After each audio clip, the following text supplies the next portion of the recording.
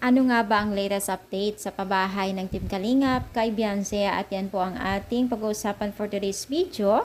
At bago natin pagpatuloy ang ating paksa for today's video, kung bago ka pa lang sa aking channel, please subscribe, like, and pakihit na rin po natin guys ang notification bell upang ma-update po tayo tuwing ako pa nag-upload patungkol sa Team Kalingap.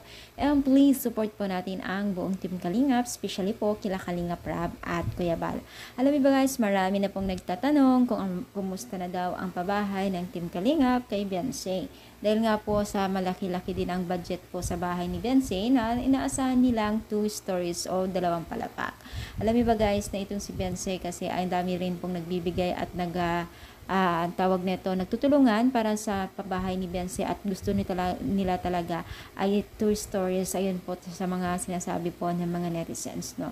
Sa ngayon po wala pang latest update po si Kalingap Rab sa kanang pabahay kay Beyonce at umaasa po ng Team Kalingap na as long as possible ay mabigyan po tayo ng latest update po sa pabahay nila kay Beyonce. Sa dami-dami pong excited po na makita kung at malaman kung ano ang design ng pabahay ni Beyonce dahil nga po kinonfirm nila na 2 stories. So maasa sila na magandang desisyon o magandang design po ang pabahay nila kay Beyonce at maganda-gandang bahay talaga. So amidado naman tayo mga mima na hindi po nagbibigay po ang Team Kalingap ng keme-kemeng pabahay bagkos napakagandang bahay.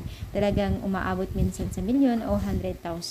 So umaasa din po ng netizens na sana ay umabot ng malaki-laking gastusin ito.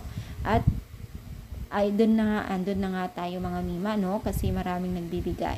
So ano sa palagay ninyo? Kayo rin po ba excited sa pabahay ng Team Kalingap kay Beyonce? I-comment down palike po ang ating video. Thank you so much and God bless po guys.